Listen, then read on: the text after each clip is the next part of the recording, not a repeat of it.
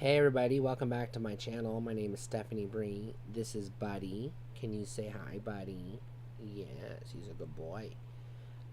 Today I'm asking the question, are Dungeons and Dragons starter sets any good? Or, more correctly, are they worth your time and money? So, 5th edition Dungeons and Dragons has more starter sets than most previous editions. There's a caveat to that, but it's complicated. But we'll just go with this. 5th edition starter sets tend to be a box that has more or less the complete game. It gives you a book with a condensed version of the rules and everything you need to play. So there's a player section and a DM section. It gives you a module, a ready-made module to sit down and run right off the bat, no prep. It gives you pre-made character sheets, and it comes with a set of dice. On the surface, this looks like a good thing. It's good. It's a good pick up and play. You grab a group of friends, you divide up the character sheets. You have the dice. You assign a dungeon master. The dungeon master runs the campaign, and you're off to the races. However, there are some limitations with this method. Limitation number one is the customizability of the dungeon. Without access to the Dungeon Master's Guide or the Monster Manual, it's very difficult to know how to make changes tailored to tailor the adventure to your particular party. You're pretty much running a, paint by numbers, copy and paste adventure. Everybody else is playing the same game. It's the same experience, etc., etc., etc. This can be dull and boring and frustrating and not interesting. Issue number two, for a starter set, it has a glaring flaw in that while it does come with a set of dice, it comes with one set of dice, which means either your players have to bring their own dice anyways, making the set superfluous, or you have to share dice, which is annoying, especially when everybody has to roll initiative or whatever, and in the fast-paced moment of combat, you don't want to be passing around the D20 and the D8s and the D4s all the goddamn time.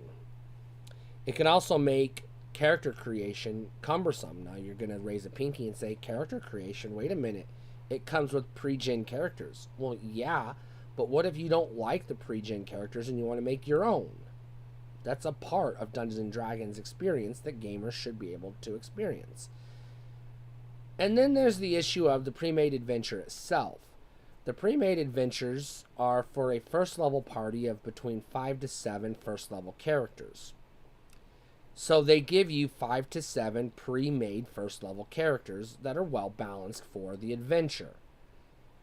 Here's two issues with this. Issue number one, there's no customization in the characters whatsoever, so you're just stuck with somebody else's character, which is no fun.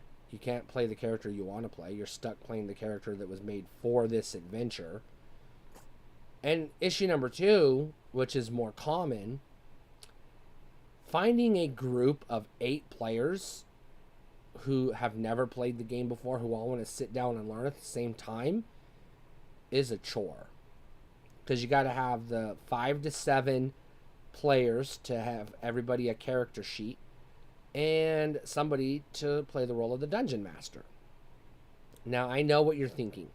Can't you just have one player run 2 or 3 characters and run the adventure that way? Not so fast. I listen to D&D podcasts. I watch D&D actual play videos on YouTube. Professional Dungeons and Dragons gamers and experienced Dungeons and Dragons gamers like myself have a very hard time keeping track of a single character, especially at 3rd level or higher.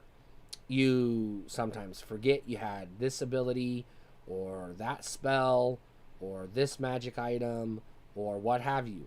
And you really don't want to slow combat down or even role-playing down by having to pause the game to scour your character sheet to figure out what to do next. This is hard enough to do with one character, but if you have an inexperienced player trying to scour 2 or 3 character sheets to figure out what they can and can't do, and they come across a term they're not familiar with because the starter set is designed for novice players who have no experience with the game, you have to stop and look up a rule anyways. It's just cumbersome.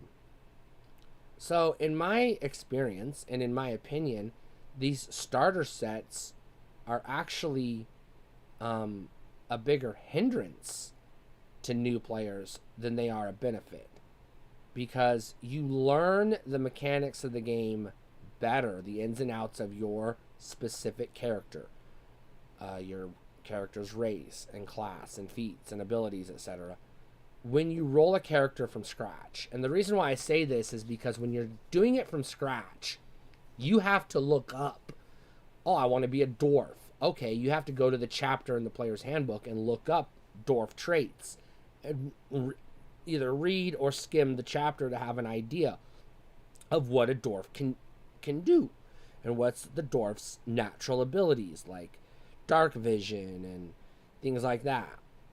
So you learn more about the dwarf race than you do. Here's a character of a dwarf fighter named Hargle.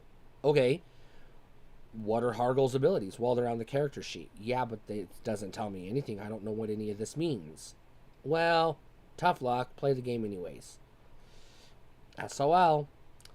You learn more about what wizard's spell abilities are, or a cleric's healing powers, or a paladin's special abilities, or a ranger's skills, or a rogue's skills, by rolling up one of these characters from scratch and reading the section in the book. And you learn more about available skills and feats, again, by reading the section in the book to pick out which feats you want and go, oh, this feat sounds good, I'll add that to my character sheet.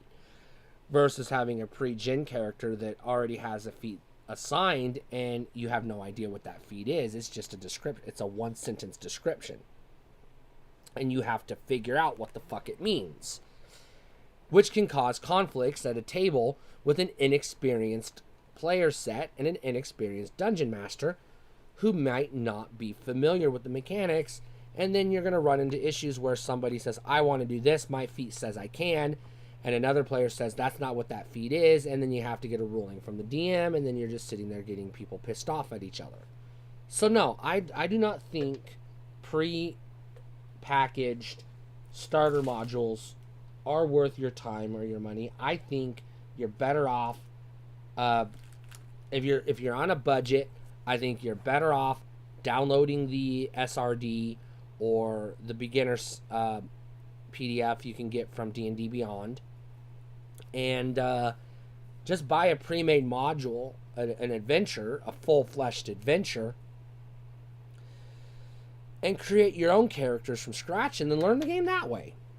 If you're an inexperienced dungeon master, you don't want the headache of playing a pre-made module that has no customization, because then you're just a narrator reading a story to a group of kids.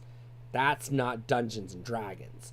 That's a camp counselor at Bible camp.